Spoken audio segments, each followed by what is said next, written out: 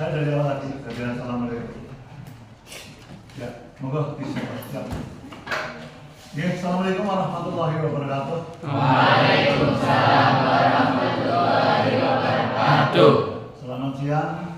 Selamat berjumpa kembali dengan mata pelajaran seni budaya pada hari ini, hari Kamis, tanggal 20 Februari ya. 2025.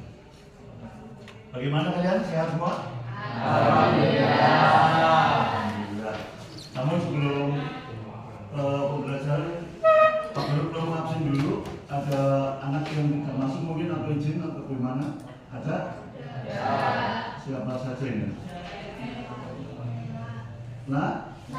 Naila. Terus? Satu. Oke. Apa ini alasannya izin? Sakit. Mudah-mudahan cepat sembuh ya. Oke. Ya. Sebelum kita masuk ke pembelajaran atau pada materi, kalau pada hari ini nanti kita akan mempelajari tentang pembelajaran tentang seni rupa 3 dimensi, terutama tentang patung. Kira-kira apa yang ada dalam benak kalian ketika ngomong patung? Batu, terus apa lagi? Kayu, apa lagi? Monumen, ya harus macam-macam ya. Itu bisa, nggak masalah. Sama patung itu juga teringat monumen, juga teringat kayu, juga teringat batu. Oke. Ya, patung. Coba nanti kita mulai dari patung.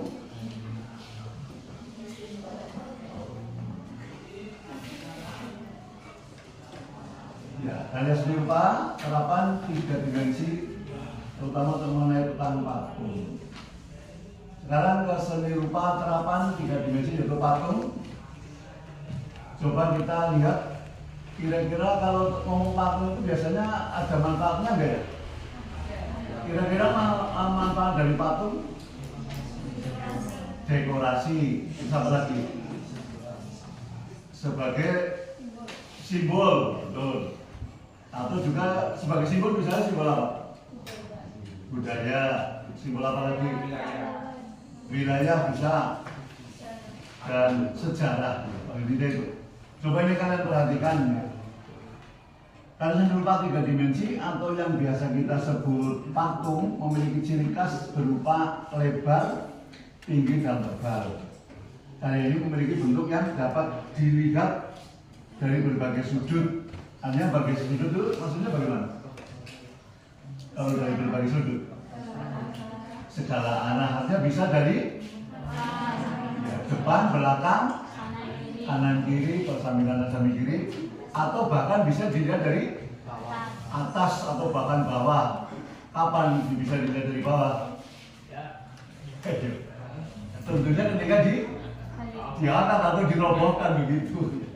Oke.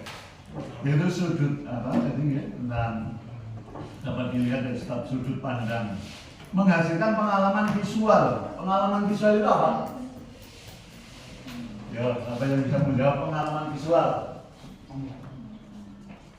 Pengalaman itu sendiri artinya alami atau gelem atau merasakan. Visual apa?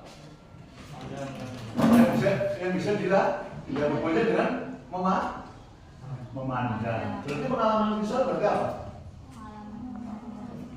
Ya akhirnya setelah mengelilingi patung, kita bisa melihat kondisi daripada patung itu. Misalnya kamu melihat dari depan, kan pengalaman melihat patung dari depan itu seperti apa misalnya? Patungnya seperti apa? Wajahnya terlihat jelas ya, mungkin wajahnya terlihat karena mungkin matanya merem atau mungkin mendelok. Artinya apa? Terbuka kan gitu. Jadi itu artinya pengalaman visual. Ketika dari belakang seperti apa misalnya? Dari tatapannya badan bagian punggung, ya misalnya. Kalau samping, nah bisa tangan. Kalau dari atas, rambut.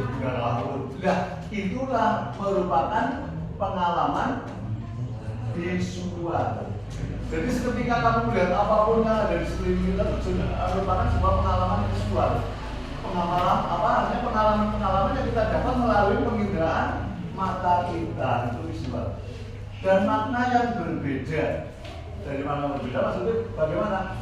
Kamu sama-sama mungkin dari satu arah padahal dari depan, tapi salah satunya nanti akan berbeda dalam memberi keterangan atau menjelaskan. Apalagi kalau sudah sekelilingnya kanan kiri, mesti antara depan belakang beda, samping kanan kiri beda. Sedemikian dari belakang saja nanti penyampaian pengalaman visualnya itu pasti beda, ada perbedaan. Yang mungkin dari besarnya sama, tapi tetap ada unsur berbeda. Kenapa? Kenapa bisa berbeda? Karena tingkat kejelian dalam melihatnya. Itulah pengalaman visual itu. Jadi pengalaman visual adalah satu bentuk. Kamu berapa? Apa? Ngecor. Ngecor ya. Yang sana tinggal pilihannya itu. Ini kan sini udah ngecor. Pahat, ngecor. Pahat, ngecor. Oh, menempel. Sini apa silakan? Beli sisanya. Ingin atau membentuk? Bentuk. Silakan.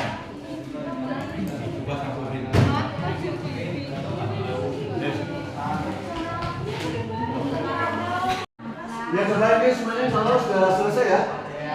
Nah, karena kita tahap yang terakhir adalah apa namanya presentasi untuk cara membuat dari patung ini dari masing-masing teknik. Nanti bagaimana silakan dipresentasikan. Kalian tidak usah maju ke depan, tapi cukup di kelompoknya masing-masing. Nanti yang membacakan boleh berdiri.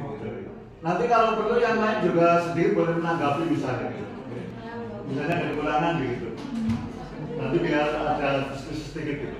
Oke, dari mana dulu kira-kira? Assalamualaikum warahmatullahi wabarakatuh. Waalaikumsalam warahmatullahi wabarakatuh. Terakhir.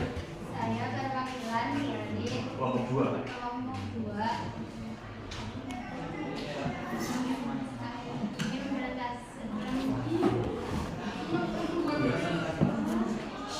mempresentasikan hasil presentasi kami yaitu teknik mengejar. Teknik mengejar adalah proses yang melibatkan pencetakan logam atau bahan lainnya ke dalam cetakan bentuk yang diinginkan.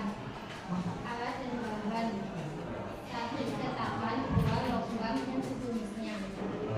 Langkah-langkah pembuatan: 1. Logam dipanaskan hingga mencair.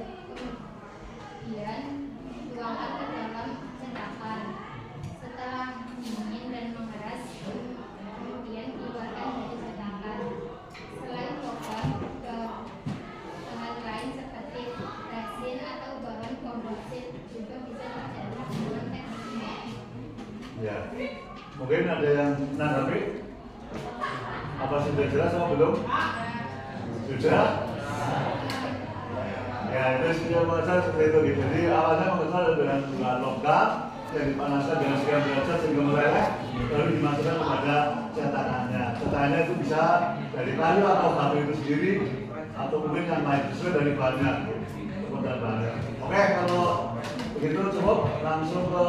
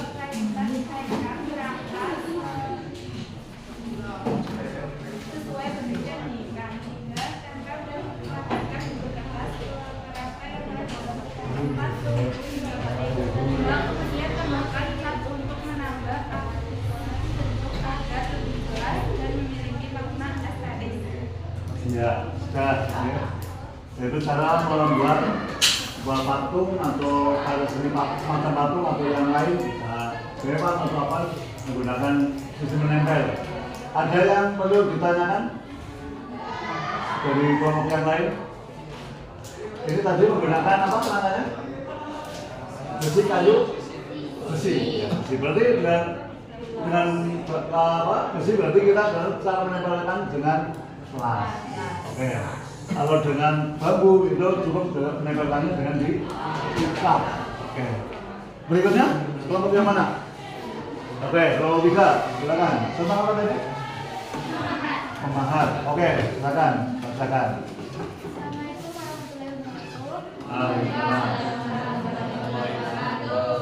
Saya dari kelompok 3 mau membacakan diskusi dari kelompok kami tentang memahat.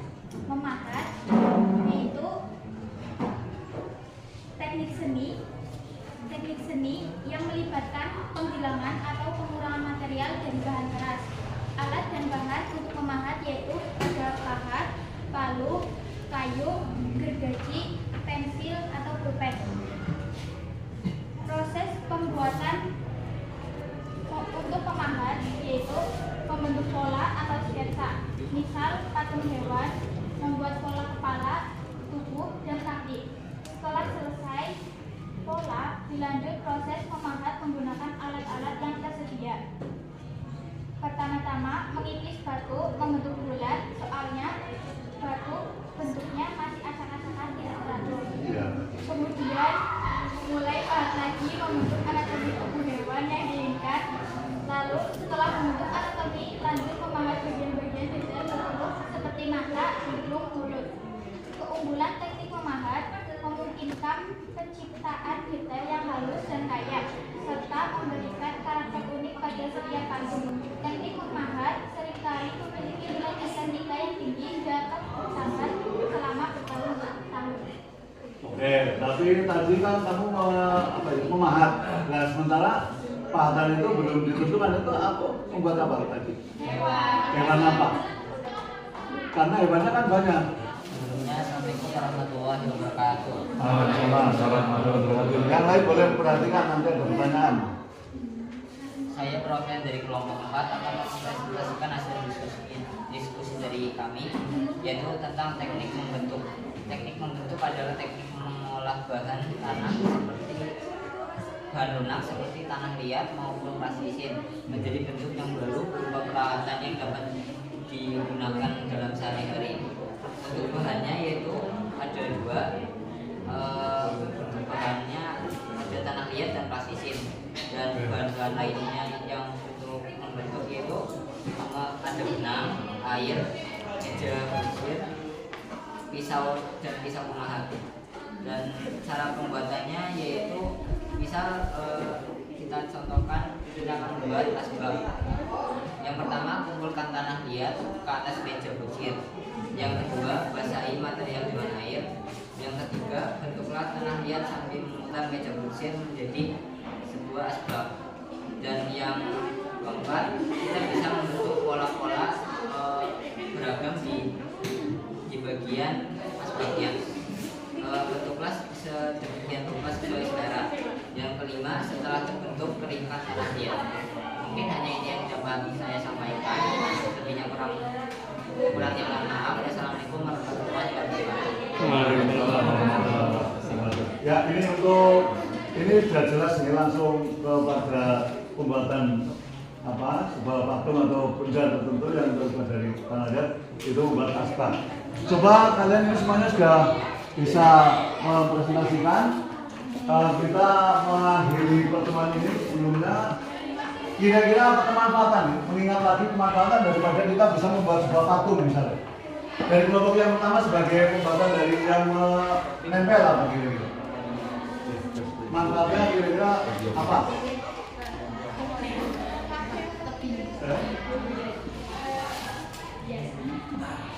Ya mau apa saja kira-kira? Bisa dibuat apa? Sebagai hiasan. Misalnya di mana? Ya bisa di tempat, bisa tergantung pembuatannya bisa apa mesin. Kalau yang ini apa ini manfaatnya kira dari ini? Yang membuat tadi ya? Apa misalnya untuk berapa? Untuk apa? Ya, bisa untuk membuat apa? Patung yang lebih besar yang bisa digunakan di taman kota atau apa lagi? Atau juga di museum dengan misalnya membuat patung apa? Patung sejarah perjuangan misalnya itu kan. Oke, yang ini apa ini yang tadi manfaatnya kira-kira apa? Manfaat buat yang dengan menempel siapa tadi? Memahat.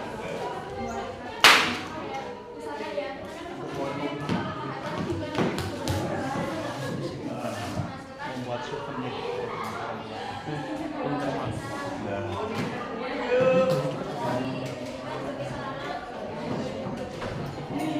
Ya, misalnya patungnya berapa? Dewa. Ya. Yang sini apa tadi? Manfaatnya kira-kira? Sebagai apa? Kalau membuat tasbih di satu sisi manfaatnya seperti apa? Ya, bisa mendapatkan keuntungan karena dijual. Atau sebagai bahan alat-alat atau sebagai souvenir. Oke. Terus apa lagi? Menambah apa lagi?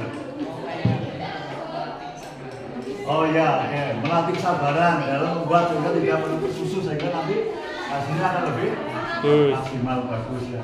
Semuanya insya Allah dalam pelatihannya adalah ada manfaatnya dan ada gunanya dari kita membuat patung karena patung itu ternyata setiap saat dari saat dahulu sampai kapanpun patung akan selalu ditemukan dan ada manfaatnya masing-masing bagi kehidupan kita. Oke, saya kira itu semoga nanti kita bisa belajar terus untuk bisa membuat sebuah patung, tidak hanya sekedar kita bisa berpresentasi dalam proses caranya, tapi juga langsung bisa pada aplikasi atau penerapan. Saya kira itu karena waktunya yang sudah habis dan saya cukupkan di sini dulu dan saya akhiri. Assalamualaikum warahmatullahi wabarakatuh. Waalaikumsalam.